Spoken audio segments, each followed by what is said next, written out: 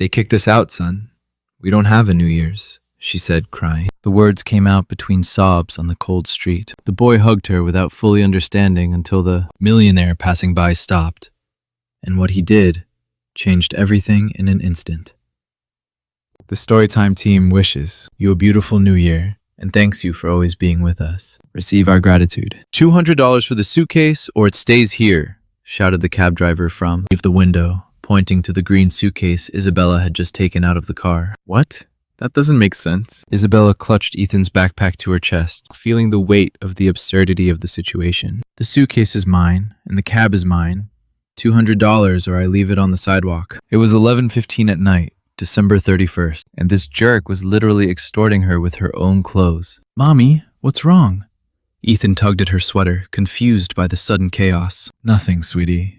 Give me a second. Isabella pulled out her wallet with trembling hands. $180. That was all she had left after paying the cab from the house. The ex-house. The house that was no longer hers, where Damien was probably popping champagne with his new girlfriend, celebrating his perfect New Year's. While she, you got it or not? Insisted the driver. Because I have more fares waiting. I have $180, said Isabella, extending the crumpled bills. The driver looked at them with disdain. Not enough. Please, my son is here. It's New Year's Eve. Just give me the suitcase and... But the man was already closing the trunk. Isabella lunged toward the car, but he sped off, taking the green suitcase with all of Ethan's winter clothes, his school uniforms, the few things they'd managed to pack in the afternoon's chaos. She stood there on the sidewalk with $180 in her hand, and her son's dinosaur backpack as their only possession. He took my clothes, said Ethan, and his voice sounded small. Isabella closed her eyes. Breathe. Breathe. Don't fall apart. Not here. Not in front of him. It doesn't matter, she lied, pocketing the money. We'll buy more. With what money? Asked Ethan. And the question was so direct, so innocently brutal, that Isabella felt something break in her throat. With... She started, but had no answer. She had no answer for anything. She looked around. They were in a commercial area that at this hour was practically deserted. The stores were closed, showing their holiday decorations behind metal shutters. An empty bus stop glowed under a flickering fluorescent light. And beyond that, buildings, with lit windows where families dined, laughed, prepared for the midnight countdown. Everyone, Mommy, I'm hungry, said Ethan. Of course he was hungry. They hadn't eaten anything since breakfast. Because Isabella had spent the day between useless lawyers, desperate phone calls, and finally, the humiliation of seeing Damien at the door of her own house telling her, you have until 8 to get out. After that, I call the police, as if she were a criminal, as if asking for a roof over her son's head was a crime. Let's buy something, said Isabella, taking Ethan's hand and walking toward the only place she saw open, a 7-Eleven on the corner. The air conditioning hit her sweaty face, mixing with the smell of burnt coffee and microwaved food. Isabella walked slowly through the aisles, counting her money again and again. 2 hot dogs, 1 small bag of chips to share, 2 bottles of water, $18.47. Can I get chocolate milk? Ethan asked quietly, holding up the carton. Isabella hesitated for half a second, then nodded. Just this once. She paid without speaking. The clerk slid the receipt across the counter without looking up. They stepped back out into the December cold. Isabella looked for a bench, but all were occupied by homeless people who had already claimed their spots for the night. The bus stop had a metal seat. They sat there. Here you go. Isabella unwrapped Ethan's hot dog and gave it to him. Aren't you going to eat? I'm not hungry, sweetie. I ate earlier. Another lie. She was lying so much, she'd lost count. Ethan took a bite of his hot dog, chewing slowly, and Isabella saw his little eyes fill with tears he tried to hold back. What's wrong? She asked, though she knew exactly what was wrong. Why did Dad kick us out of the house?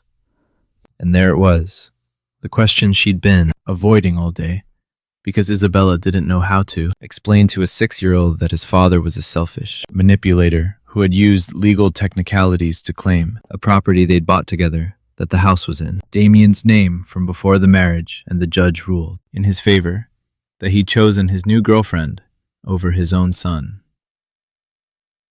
Because it's complicated, sweetie. He doesn't want us anymore. The words came out so simple, so devastatingly honest, that Isabella had to turn away so Ethan wouldn't see the tears sliding down her cheeks. Of course he wants you, she whispered, though she wasn't sure she believed it herself. He's just confused. And where are we going to sleep? Isabella wiped her tears quickly and turned to her son. She couldn't keep lying anymore. She couldn't keep pretending everything would be fine when clearly nothing was fine. I don't know, my love, she said, and her voice broke. Forgive me. Forgive me so much. I have nowhere to take you. We're going to... She swallowed, feeling each word rip away a piece of her dignity. We're going to spend this night here on the street. She expected screams. She expected fear. She expected Ethan to break down, because that's what any child would do upon hearing they'd sleep on the street on New Year's Eve. But Ethan set his hot dog aside, got off the metal seat, and with his small hands took Isabella's face between his fingers. Don't cry, Mommy, he said, with a seriousness that didn't belong to his 6 years. You're with me. That's all that matters. And then Isabella broke completely. She hugged Ethan with desperate strength while sobbing uncontrollably, not caring who saw them, not caring about anything but the fact that her son, her baby, was comforting her when it should be the other way around. Forgive me, she repeated between sobs. Forgive me. Forgive me, forgive me. You don't have to apologize, said Ethan against her shoulder. You always take care of me. Now I'll take care of you. Excuse me, said a male voice. Isabella looked up abruptly, wiping her tears with anger. A man dressed in a dark suit stood in front of them, tall, probably in his 30s, with an expression on his face she couldn't decipher. What do you want? Asked Isabella with an aggressiveness that surprised even her. The man hesitated. I heard what you told your son about not having a place to sleep. Isabella felt humiliation burn her cheeks. And you come to mock us, to take a photo for your social media. Poor woman and her son on the street on New Year's. No, said the man calmly. I come to help. We don't need your help. Isabella stood up, placing Ethan behind her. We're fine. You're not fine, and we both know it. You don't know anything about us. I know enough. The man put his hands in his pants pockets. I know you have a son who just told you it doesn't matter where you are as long as you're together. And I know that's the bravest thing I've heard in a long time. Isabella looked at him with distrust. Who are you? Michael. And before you ask what I want in return, the answer is nothing. I just want to offer you a place to sleep tonight. Nothing more. No strings attached. Why? Michael looked her straight in the eyes. Because 15 years ago, I was on the street too.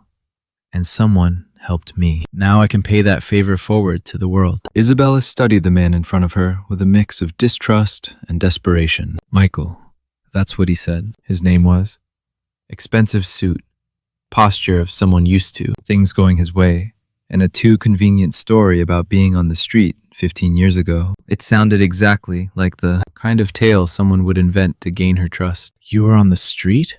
Repeated Isabella with skepticism. You, with that suit that probably cost more than my 3 months' salary. Michael didn't get offended. Instead, he unbuttoned his shirt cuff and rolled up the sleeve, showing her his forearm. There was a long, irregular scar running from his wrist to almost his elbow. I got this sleeping under a bridge when I was 22, he said in a neutral voice. There were broken glasses. I didn't notice until the next morning because I was too tired. I was lucky it didn't get infected.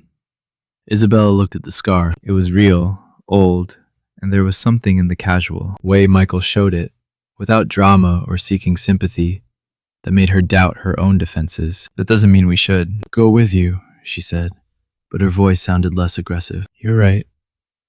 Michael rolled down his sleeve and buttoned the cuff again. You don't know me. It would be stupid to trust a stranger, but it's also stupid to sleep on the street when there's a better option. There are no better options without risks.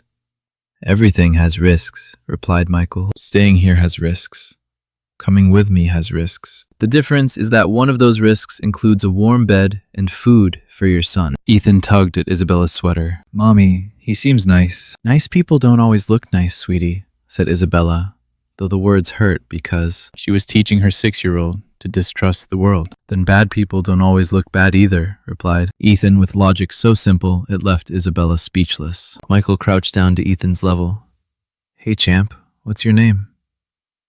Ethan, do you really sleep on the street?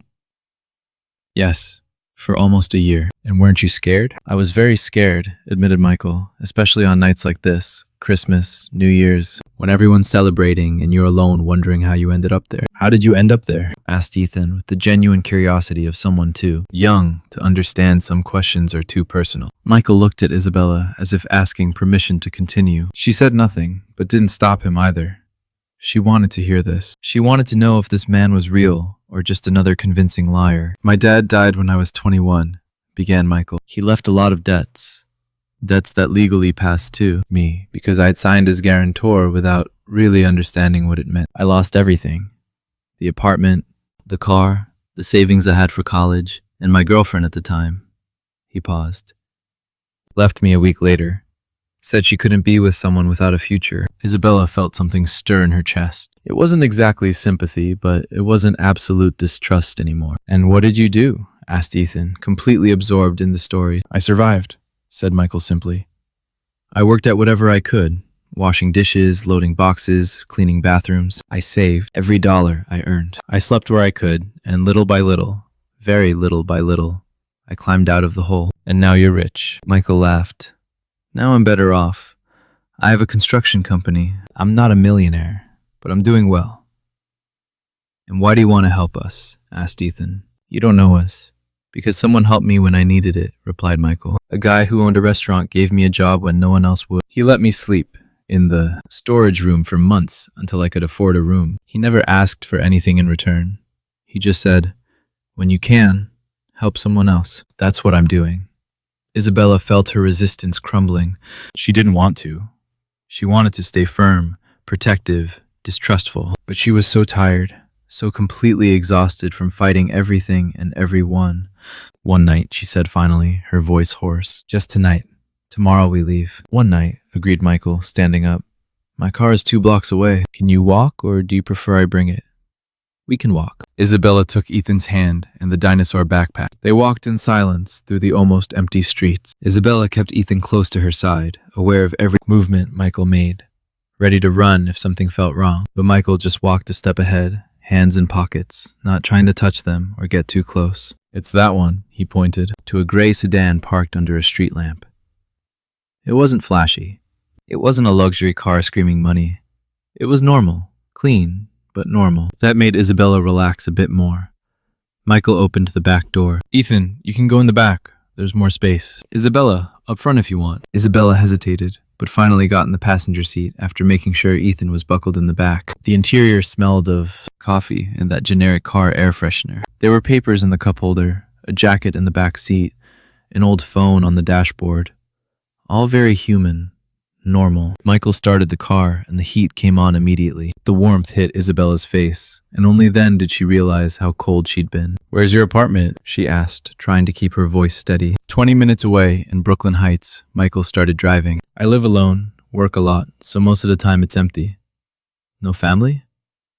My mom lives in Chicago. I visit when I can. No siblings.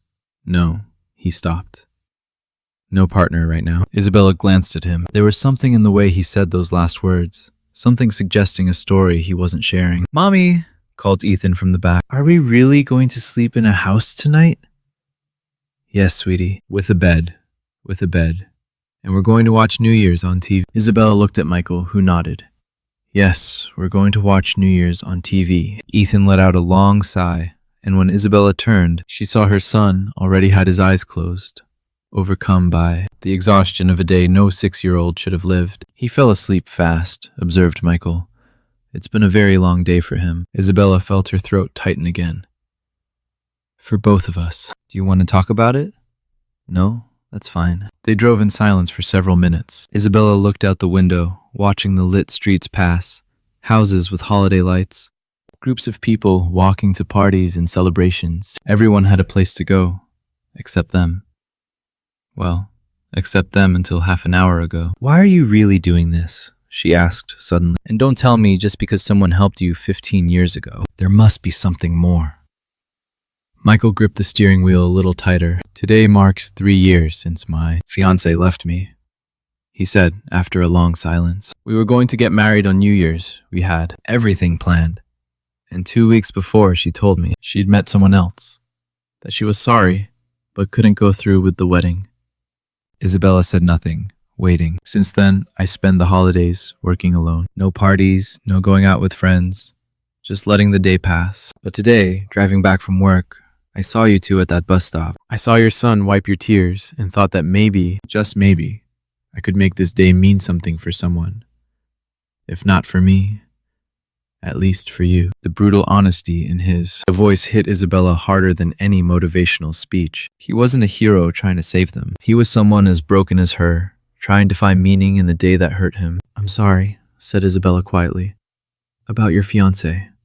I'm sorry about your husband. Or ex-husband, I guess. Ex.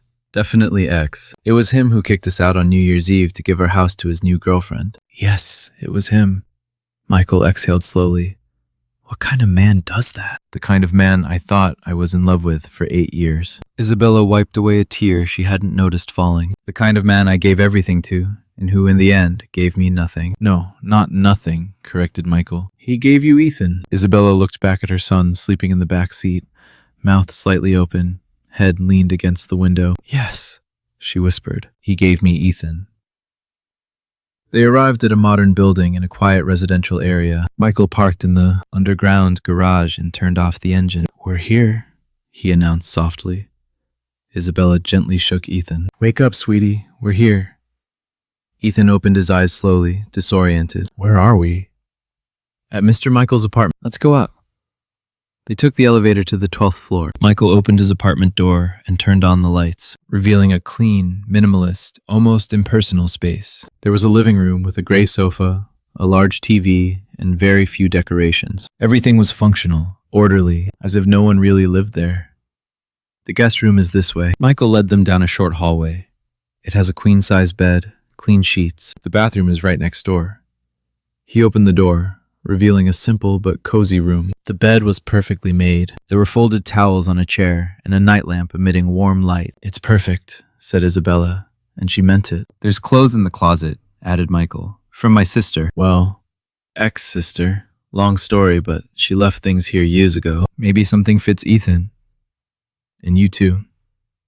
Thanks. Isabella felt tears threatening again. I don't know how to thank you for this. You don't have to thank anything. Michael stepped back toward the door. Rest. If you need anything, I'll be in the living room. And about dinner, how about pizza? There's a place that delivers late. Pizza sounds perfect, said Ethan, suddenly more awake. When Michael closed the door and left them alone, Isabella sat on the bed and hugged Ethan tightly. See? Said Ethan. I told you he seemed good. Yes, sweetie. You were right. And for the first time all day, Isabella felt that maybe, just maybe, everything was going to be okay. The pizza arrived in a grease-stained cardboard box, which Michael placed on the coffee table like it was the world's most valuable treasure. Isabella watched as Ethan dove into the first slice with a hunger that reminded her son hadn't eaten anything decent all day. The cheese stretched as he bit, his eyes closed in pure satisfaction. And something inside Isabella broke and mended at the same time. This was what they needed. Not luxuries or grand promises. Just hot food in a safe place. Michael ate in silence, allowing them that moment without interruptions or awkward questions. Isabella observed him while, pretending to focus on her own slice. There was something in the way he moved through his own space, as if he wasn't completely comfortable there. As if this apartment was just a place he slept, but not really lived. The walls were bare, except for a couple of generic paintings that probably came with the place. No family photos, no visible memories, nothing indicating. A person with history and past inhabited these spaces. The apartment smelled of recent cleaning and old loneliness. It was impeccable, but cold. Functional, but empty. Isabella recognized that feeling because she'd lived something similar in her last months with Damien, when the house they shared had become a museum of what they once, or instead of a home, were to build what they could be. Ethan finished his third slice and fell back against the sofa cushions with a dramatic sigh of satisfaction. He had tomato sauce on the corner of his lips and flushed cheeks from the warmth of the food. Isabella leaned in to wipe his face with a napkin, that automatic mother gesture she'd repeated thousands of times, but tonight it felt different, more aware, as if memorizing every detail.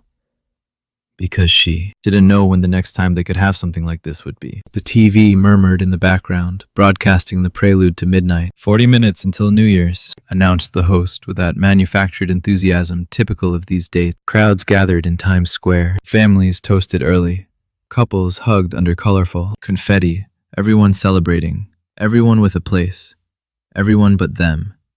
Until a few hours ago, Isabella got up to take the plates to the kitchen, needing to do something with her hands, needing to feel she was contributing somehow instead of just receiving. Michael followed after a few moments, and she felt his presence before hearing him speak. The kitchen was small and efficient, designed for someone who probably lived on takeout and instant coffee. Everything was organized with almost obsessive precision. Spices lined up alphabetically, plates stacked by size, surfaces so clean you could perform surgery on them. Isabella recognized that kind of order. It was the order of someone trying to control their environment because they couldn't control anything else in their life. She turned on the faucet and started rinsing the plates, while Michael leaned against the doorframe, watching her with an expression she couldn't decipher. It wasn't pity, thank God, because Isabella had seen enough pity in the last weeks to recognize it from miles away. It was something closer to understanding, as if he knew exactly what it meant to need to do something useful when you felt completely useless. Isabella let the silence settle between them, a silence that, curiously, didn't feel uncomfortable. There was something strangely intimate about sharing space with someone without the need to fill it with empty words. She remembered how with Damien the last months had been full of forced conversations,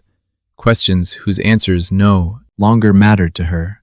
Words that only served to fill the growing void between them. From the living room came Ethan's voice asking if he could watch something on TV. Michael went to help him find something on Netflix, leaving Isabella alone with her thoughts and the sound of running water. She closed her eyes for a moment, allowing herself to simply exist, without having to be alert, without having to plan the next step, without having to be strong. When she returned to the living room, she found Ethan curled up on the sofa with a blanket Michael had pulled from some closet. Her son already had heavy eyelids, fighting the sleep that had been chasing him all day, but refusing to give in, because it was New Year's, and kids could stay up late on New Year's. Michael had tuned to an animated movie, something with bright colors and cheer, that Ethan watched with intermittent attention. Isabella sat next to her son, who immediately sought her warmth by snuggling against her, as he'd done since he was a baby, the weight of his little body against hers, the absolute trust with which he leaned, made Isabella feel that fierce love only mothers understand. That love that hurts and heals at the same time. Michael sat at the other end of the sofa, keeping a respectful distance. And for the next 20 minutes, they simply existed together in that space. The movie continued. Ethan yawned occasionally, and Isabella felt the tension from the last hours begin to loosen from her shoulders. It was Michael who finally broke the silence, his voice low so as not to startle Ethan. He talked about his construction company, how it started with small projects, bathroom and kitchen remodels, and how it gradually grew to handling entire buildings. He didn't say it with pride or boasting, just as facts, like someone reciting a list of completed tasks. Isabella heard the story behind the words, the version he wasn't telling. A man who had built a professional empire to fill the void of having nothing else to build. Isabella shared fragments of her own life too, but edited, softened. She talked about her years as a teacher, how she loved seeing that moment when a child finally understood. Difficult concept, when their eyes lit up with understanding. She didn't talk about the nights Damien came home late, smelling of perfume that wasn't hers.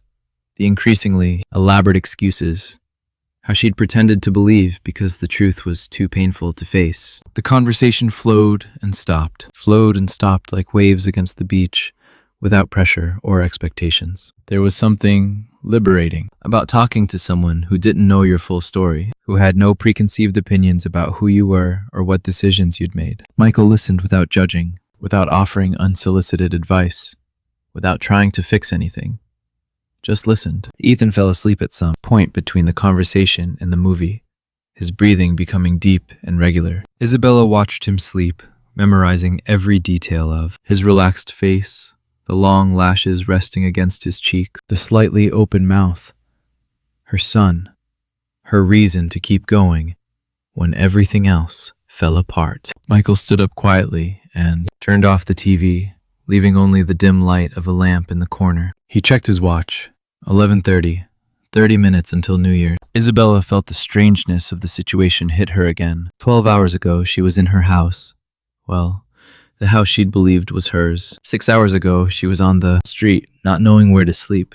And now she was here, in the apartment of a complete stranger, but who somehow felt less strange than people she'd known for years. Life had that weird way of destroying you and rebuilding you in the same day, of taking everything away and then giving you something unexpected just when you'd lost hope. Isabella didn't believe in signs or destiny. She'd stopped believing in those things when her life crumbled, despite all her prayers and wishes. But there was something about this night, this impossible encounter, that made her wonder if maybe, just maybe, the universe wasn't completely cruel. Michael brought 2 glasses of iced water and sat down again. This time a little closer, not invasively close, just enough so they could talk quietly without waking Ethan. He told her about the day he decided to stop feeling sorry for himself and start building something new. It had been 3 years after his fiancée left him.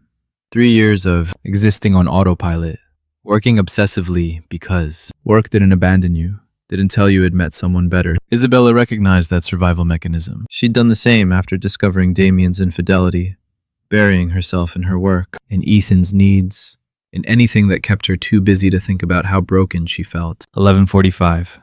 15 minutes. The tension in the air changed subtly. Both were aware that midnight was approaching. That artificial but significant moment when 1 year died and another was born. When you were supposed to reflect on what was lost and hope for what was to come. Isabella wondered what she'd say if someone had told her 24 hours ago that she'd be ringing in the new year in a stranger's apartment with her son asleep on the sofa. Michael turned on the TV again, this time to the channel broadcasting the countdown from Times Square. Thousands of people shouted, jumped, celebrated. Isabella wondered how many of them were really happy and how many were just pretending, because you were supposed to be happy on New Year's. 11:55. 5 minutes. Ethan stirred in his sleep, murmuring something unintelligible, and both Isabella and Michael looked at him with shared tenderness. In that moment, Isabella realized something. Michael hadn't just helped them because someone helped him years ago. He'd helped because he needed it as much as they did. He needed to feel this day meant something, that his loneliness served for more than reminding him what he'd lost. 11:58. Isabella looked at Michael and found he was already looking at her. There was a question in his eyes, something he didn't dare verbalize, but that floated between them like fog. Isabella didn't know what the question was exactly, but she felt the answer, whatever it was, would change something fundamental between them. 11:59. The countdown began on TV. 10, 9, 8. Isabella made an unconscious decision, letting her hand rest on the table, close, but not touching Michael's. 7, 6, 5. Michael moved his hand, closing that small space until their fingers brushed lightly. 4, 3, 2, 1. Happy New Year, shouted the world, and Isabella felt for the first time in months that maybe there was something to be happy about. Isabella woke, startled, not remembering when she'd fallen asleep. The dawn light filtered timidly through the guest room curtains, and for an instant of absolute panic, she didn't know where she was. Her body tensed, ready to fight or flee, until she saw Ethan sleeping beside her, curled like a snail with the blanket up to his chin, and the memories of the previous night returned like an avalanche. The bus stop, Michael, the apartment, New Year's. She sat up slowly, trying not to wake Ethan, and looked around the room lit by natural light. Everything was still real. It hadn't been a desperate dream of her exhausted mind. They really were here, in a safe place, with a roof over their heads. The clock on the nightstand read 7:15 a.m., January 1st. A new year that had begun in the strangest way possible. Isabella got up carefully, tucking the blanket over Ethan before leaving the room barefoot, closing the door softly behind her. The apartment was silent. The living room curtains were open, revealing a view of the city slowly waking after a night of excesses. Isabella walked to the kitchen and found a coffee maker next to the stove with a note stuck to it. Help yourself to whatever. I went out to buy bread. Back soon. M. The handwriting was clear, practical, without flourishes. Isabella made coffee, needing the caffeine to process everything that had happened. As the dark liquid filled the mug, she allowed herself, for the first time in hours, to think about her real situation. Not the immediate urgency of surviving the night, but what would come next. She had no home, no job, $180 in her wallet after buying the pizza last night. No, Michael had paid for the pizza. She had $180. That was all her assets. No close family, no support network, no plan. Panic began to climb her throat like a poisonous vine, coiling around her ability to breathe. She set the mug on the counter with trembling hands and gripped the edge of the countertop, trying to anchor her mind before it spiraled completely. Inhale. Exhale. Inhale. Exhale. She couldn't afford the luxury of falling apart. She had to think, had to plan, had to find a solution because Ethan depended on her, and she couldn't fail him more than she already had. The sound of a key in the lock pulled her from her spiral. Michael entered, carrying 2 paper bags smelling of fresh-baked bread. He wore the same clothes from last night, slightly wrinkled, and something in his tousled hair suggested he hadn't slept much either. "Good morning," he said in a hoarse voice. "I thought you'd want a decent breakfast." Isabella didn't trust her voice, so she just nodded. Michael set the bags on the table and started taking things out. Bagels, croissants, rolls, a pack of ham, cheese, orange juice. It was too much kindness, too much generosity, too much for someone who owed them nothing. "You didn't have to do this," she managed to say finally. "I know, but I wanted to." Michael got plates and began setting the table with an efficiency that spoke of years living alone, of solitary breakfasts turned into automatic routine. Isabella watched him move through his own kitchen and felt a wave of gratitude so intense it almost knocked her down. "Thank you," she whispered, "for everything. I don't know how I'll repay you." "You don't owe me anything," interrupted Michael, and there was something firm in his voice. "I told you last night, this isn't a transaction." "Then what is it?" Michael stopped, holding a plate midway between the counter and the table. He searched for words. "It's 2 people who found each other when both needed it. Nothing more, nothing less." Before Isabella could respond, the guest room door opened and Ethan appeared with hair sticking up in all directions and sleep-swollen eyes. He saw the bread on the table and his face lit up. "Is it for us?" "All for you, champ," said Michael. "There's hot chocolate too if you want." Ethan needed no more invitation. He climbed onto a chair and attacked a bagel with the enthusiasm of someone discovering lost treasure. Isabella sat next to him, hot coffee in her hands, watching her son eat while her mind still swirled around the inevitable question, "What do we do now?" Michael poured his own coffee and sat across from them. There was something different about him this morning, something less guarded, as if the night had softened some of the barriers he kept around himself. "Isabella," he said after a moment, "we need to talk about today." Isabella's stomach tightened. "I know. We'll leave after breakfast." "You've done enough, right?" Michael set down his mug. "I want you to stay." Time stopped. Isabella was sure she'd heard wrong. "What?" "I want you to stay here. Not just today, as long as you need to get organized." "We can't do that. We can't take advantage of you." "It's not taking advantage if I'm offering," insisted Michael. "Look, I know this sounds crazy. We met 12 hours ago, but last night, when I saw your son wipe your tears, when I saw how he stayed strong even when everything was falling apart, I saw something I hadn't seen in years." "What?" asked Isabella, her voice barely a whisper. "Real bravery. Not the bravery of fighting battles. The bravery of just keeping going when it would be easier to give up." Isabella felt tears burning in her eyes. "I don't feel brave.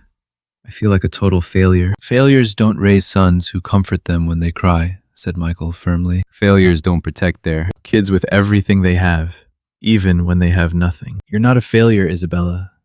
You're a survivor." The words hit something deep inside her, something buried under layers of shame and self-loathing. Ethan stopped eating and looked between the 2 adults with a serious expression. "We can stay, Mommy.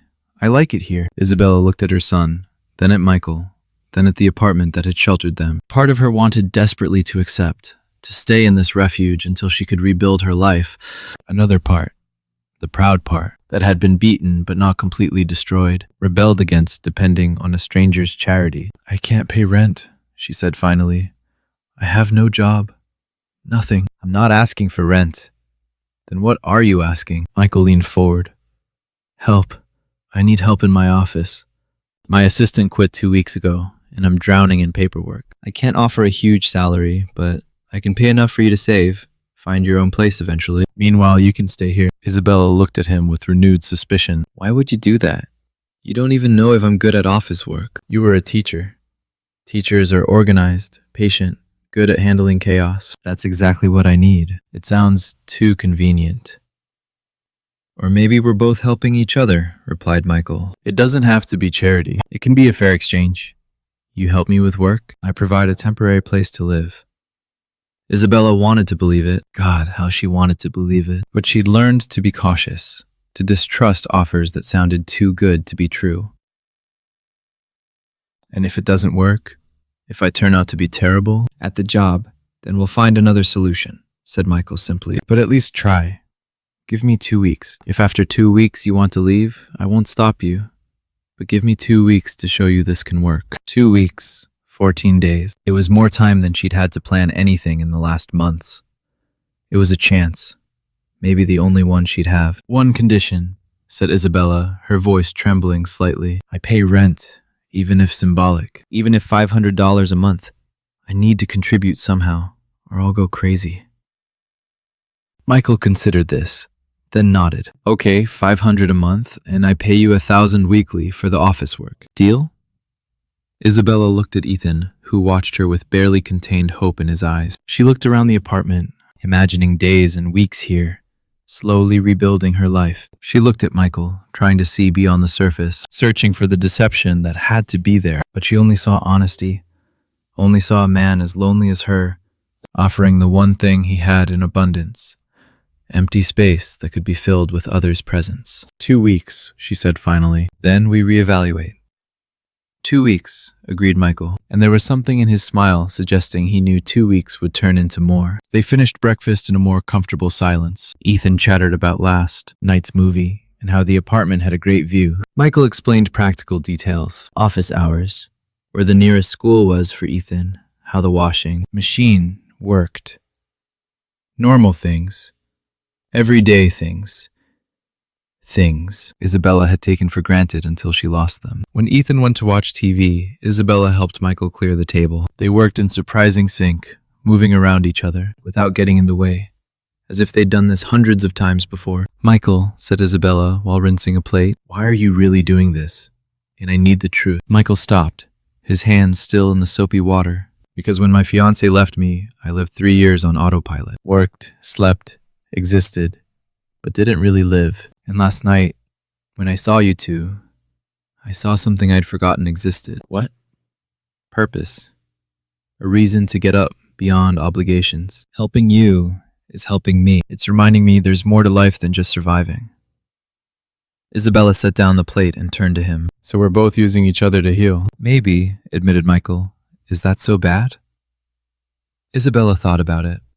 2 broken people leaning on each other while rebuilding. It wasn't the perfect story movies sell, but it was real. It was honest. No, she said finally. I guess it's not so bad. And in that moment, standing in the kitchen flooded with morning light, with the sound of Ethan's laughter from the living room, Isabella felt something she hadn't felt in months. The possibility that maybe, just maybe, everything was going to be okay. It took 11 days before Isabella realized she'd stopped counting. 11 days of routine that had settled in with an unsettling naturalness. Waking up in the guest room that no longer felt so guest-like. Making breakfast while Michael showered. Taking Ethan to school 6 blocks away. Returning to dive into the organized chaos of Michael's office. The office was in the same building, 3 floors down. A spacious area with windows overlooking the main avenue. When Isabella first entered, she found stacks of unfiled documents, unanswered emails, and an organization system that only existed in Michael's mind. It was a beautiful mess that reminded her of her first days as a teacher when she inherited a classroom the previous teacher had left in chaos. It took her 3 days just to understand how everything worked. Michael was brilliant with numbers and project planning, but completely disastrous with administrative paperwork. He forgot to return calls, lost important invoices, scheduled overlapping meetings. Isabella dove into fixing the mess with a dedication that surprised even her. It wasn't just the job. It was the feeling of being useful again that her brain served for. Something more than worrying about where she'd sleep the next night. It was reclaiming some of the dignity Damien had torn away when he kicked her out of her own house. Michael worked in the file adjoining office, separated by a glass wall that allowed them to see each other without shouting. Isabella watched him when he wasn't noticing. The way he ran his hand through his hair when frustrated, how he bit his lower lip when reviewing budgets, the small wrinkle between his eyebrows when something didn't add up. There was an intensity in him when he worked, an absolute focus that reminded her why he'd built something from nothing. Sometimes their gazes met through the glass, and both looked away quickly, like teenagers caught in something forbidden. There was a tension growing between them, something neither knew how to name or handle. It wasn't just gratitude from Isabella, nor just satisfaction from helping from Michael. It was something more complicated, more dangerous. Afternoons followed an established pattern. Isabella picked Ethan up from school. They returned to the apartment where Michael had already arrived, and the three shared dinner while Ethan recounted his day's adventures. Her son had adapted with an ease that broke and healed Isabella's heart simultaneously. He talked about Michael as Mr. Michael, with an affection beyond simple gratitude. One night, while washing dishes together, Ethan in the living room watching cartoons, Michael broke the comfortable silence that had settled. You know what's strangest about all this? Isabella glanced at him. What? That it doesn't feel strange. It feels... He searched for the word. Normal. Like it's always been this way. Isabella felt something stir in her chest. She'd thought exactly the same that morning while making coffee, when she'd automatically pulled out 3 mugs instead of 2. Michael, I need to ask you something. Go ahead. What happens when the 2 weeks are up? Michael set down the plate he was drying. 3 days left until that. I know. That's why I'm asking. Do you want us to leave? No. The answer came too quick, too firm. I don't want you to leave unless you want to go. It's not that simple. This can't be forever. At some point we'll have to. Why not? Interrupted Michael, turning to look at her directly. Why can't it be forever, or at least longer? This arrangement works. Ethan is fine. You're fine. He stopped. I'm better than I've been in 3 years. Isabella felt panic rising in her throat. Not because the idea displeased her, but precisely because it didn't. Because part of her had started imagining weeks, turning into months. Months turning into something more permanent. And that terrified her. We're getting used to this, she said with a trembling voice. Ethan is getting used to you, and when we inevitably have to leave, it'll be more painful. Why does it have to be inevitable? Because you don't owe us anything. Because sooner or later, you'll want your space back. Because you'll meet someone and won't want a divorced woman with a son living in your apartment. Michael took a step closer. And if I don't want my space back? And if I don't feel alone in my own apartment for the first time in years? And if what I have here is better than anything I've had before? Isabella stepped back, needing physical distance, because the emotional proximity was too intense. You can't say those things. Not when all this could collapse at any moment. Why is it going to collapse? Because it always collapses, exploded Isabella, her voice breaking, because I married a man who promised to love me and ended up kicking me to the street. Because I gave everything I had and it wasn't enough. Because I can't trust that this, whatever this is, will last beyond the novelty of helping someone in trouble. The silence that followed was dense, charged. Michael didn't move. Just looked at her with an expression mixing understanding and pain. I'm not Damien, I know, but I can't risk trusting blindly again. Not when Ethan is involved. If it was just me, maybe. But he already loves you, already sees you as someone important in his life. And if this ends, if you ask us to leave or just get tired of us, it'll destroy him. I'm not going to get tired of you, said Michael firmly. You can't promise that. You're right. I can't promise the future. No one can. But I can promise the present. I can promise that right now, in this moment, there's no place in the world I'd rather be than here, with you. The words floated between them, heavy with meaning. Isabella felt tears burning in her eyes and let them fall without trying to hide them. I'm scared, she whispered. I'm so scared to believe this is real. Michael closed the distance between them slowly, giving her time to back away if she wanted. But Isabella didn't back away. When he raised his hand and gently wiped a tear from her cheek, she closed her eyes, allowing that moment of vulnerability. I'm scared too, admitted Michael. Scared that one day you'll wake up and realize you deserve more than I can give you. Scared that this growing inside me is just from loneliness and not something real. But I'm more scared of letting you go without trying. Isabella opened her eyes. What do you feel? Michael looked at her for a long moment, as if memorizing every detail of her face, something I haven't felt in a long time. Maybe never this way, because with my fiancé there, were always expectations, roles to play, versions of ourselves we presented. But with you I can just be me, and you can just be you. And it still works. You barely know me. I know enough to know you're the strongest person I've met, that you love your son with a ferocity that amazes me, that you laugh when Ethan tells bad jokes, that you bite your lip when concentrated, that you sing quietly when you think no one's listening. Isabella was surprised. You've heard me sing? Sometimes, when you work, you sing without realizing. A different silence settled between them, less tense but more charged. Isabella was aware of every inch separating them, of how it would be to take one more step and close that space completely. Michael, she said softly, I don't know how to do this. I don't know how to open my heart again when I've barely finished picking up the pieces from the last disaster. Then don't open it yet. Just stay. Let me show you this can be different. No pressure, no expectations. Just us figuring out what this is day by day. Isabella wanted to say yes. She wanted to leap into this without a safety net.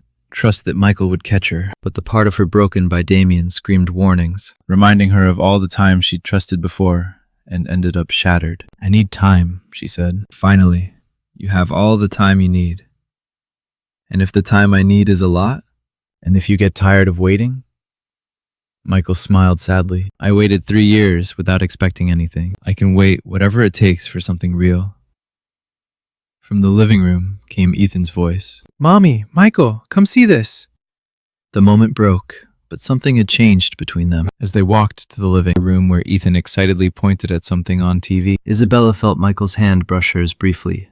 A touch, so light it could have been accidental, but both knew it wasn't. That night, after putting Ethan to bed, Isabella stayed awake, staring at the ceiling. Through the wall she could hear the soft sounds of Michael moving in his own room. They were so close and so far at the same time. She wondered when exactly she'd stop seeing this as temporary, when the apartment had stopped being a refuge and started feeling like home. When Michael had stopped being the stranger who saved them and started feeling like something more. She had no answers, only this moment, this night, this growing feeling in her chest that dangerously resembled hope. And for now, for this night, that had to be enough. Day 14 arrived with persistent rain tapping the windows like impatient fingers. Isabella woke with a knot in her stomach, knowing this was the day she'd marked as the limit, the day they were supposed to reevaluate the whole arrangement. 2 exact weeks since that impossible New Year's Eve that now felt like it happened in another life. Michael had left early for a meeting with investors, leaving a note on the coffee maker. Back at 3. We need to talk, M. Those 3 final words had been burning a hole in Isabella's brain all morning while she worked in the office, trying to focus on invoices and emails, but failing miserably. We need to talk. The scariest words in any language. At 2:30, Isabella stopped pretending she could work, filed the documents, turned off the computer, and went up to the apartment where she'd left Ethan doing homework with the neighbor from floor 11.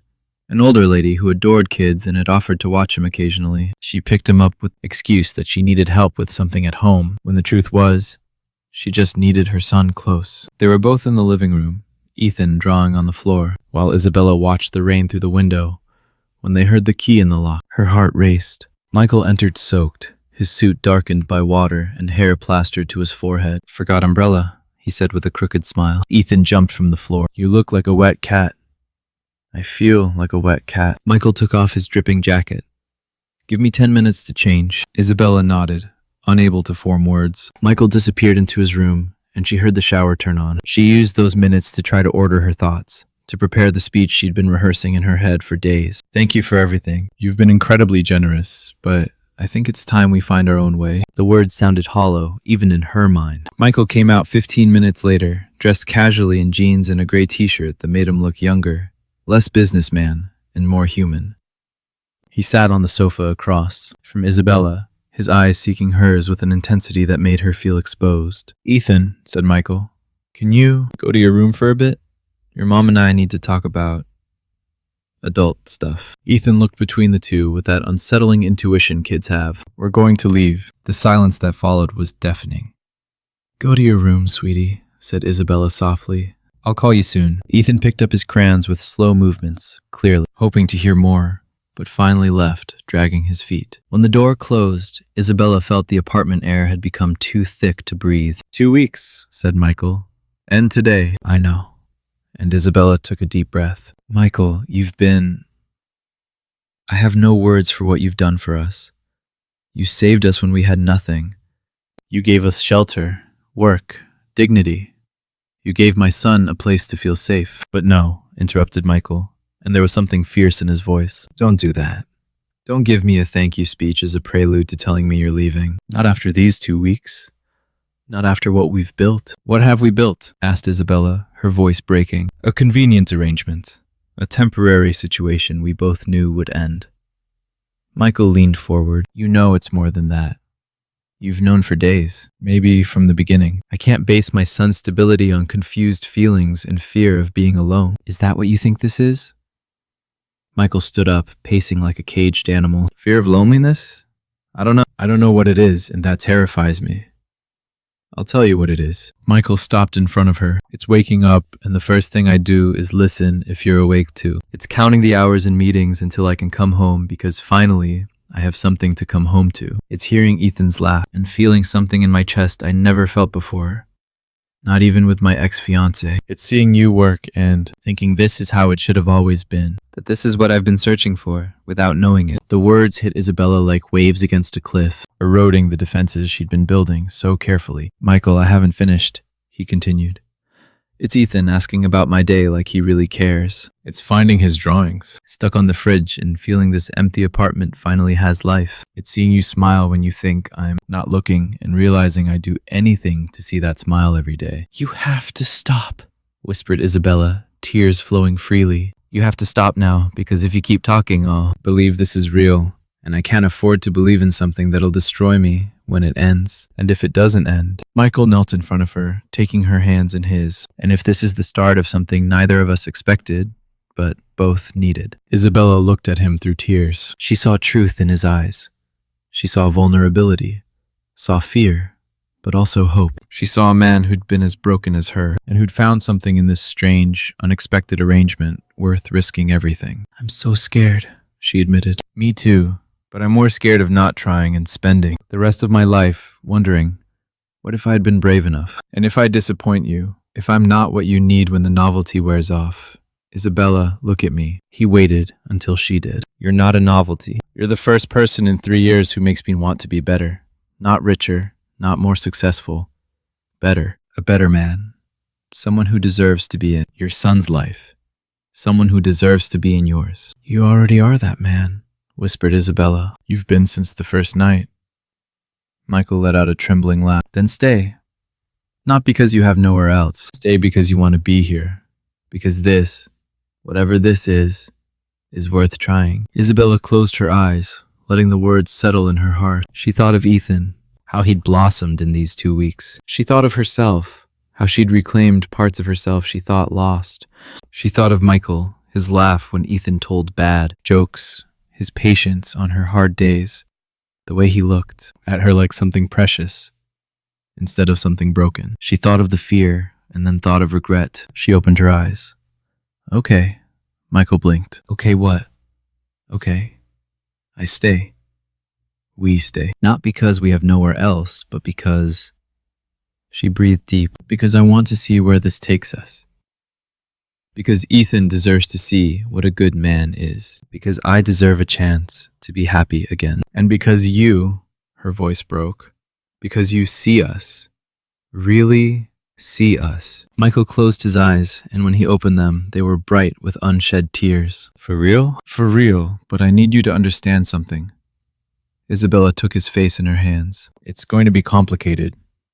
I'll have bad days where I doubt everything. Ethan will have moments where he misses how things were before. This isn't going to be perfect. I don't want perfect, said Michael. I want real.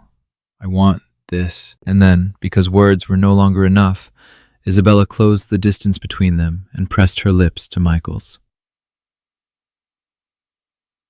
It was a kiss salted with tears, trembling with fear and hope, but it was real, so completely real that Isabella felt something inside her, something frozen for months, begin to thaw. When they parted, both were, crying and smiling at the same time. "Can I come out now?" shouted Ethan from his room, and both laughed. "Yes, champ," called Michael. "You can come out." Ethan came running and stopped short seeing them. He looked at Isabella, then Michael, then Isabella again. "We're staying?" "We're staying," confirmed Isabella. Ethan let out a joyful shout and launched himself at both, hugging them with all the strength his small body could muster. Michael lifted him and spun him in the air while the boy laughed, then pulled him close, with Isabella in a group hug that felt like closing a circle none of them knew they were drawing. "So, is Michael going to be my dad?" asked Ethan with that brutal honesty kids have. Michael looked to Isabella for guidance. She nodded slowly. "If you want, champ, I'm not going to replace your dad. But I can be someone who loves you and will be here for you. Does that sound good?" Ethan thought, with the seriousness of someone considering the universe's most important question. "You'll take me to the park on Sundays, every Sunday, and help with homework, even the hard math, and make my mom laugh." Michael looked at Isabella every day. Ethan nodded satisfied. "Then okay, you can stay." The three laughed because it was Ethan giving Michael permission to stay in his own apartment. But somehow it made sense. This was Ethan's home now. It was all of their home. That night, after putting Ethan to bed, Isabella and Michael sat on the sofa with a cup of tea each, their bodies touching from shoulder to knee, sharing warmth and silent promises. "Thank you," said Isabella softly, "for not letting fear win." "Thank you," replied Michael, "for giving me a reason to stop hiding from life." Outside, the rain had stopped, and the city shone with lights reflected on wet pavement. Inside the apartment that no longer felt empty, three people who'd been broken found something like wholeness, not because they fit perfectly, but because they were willing to build something new with the pieces they had. And as Isabella snuggled against Michael, listening to the steady beat of his heart, she knew with absolute certainty that on that New Year's Eve, when she thought she'd lost everything, she'd actually been about to gain it all. Sometimes the most painful endings are just the start of the most beautiful stories, and this one, theirs, was just beginning. To add a touch of American culture, let's imagine that during their first shared New Year's morning, Michael surprises them with a classic American breakfast twist.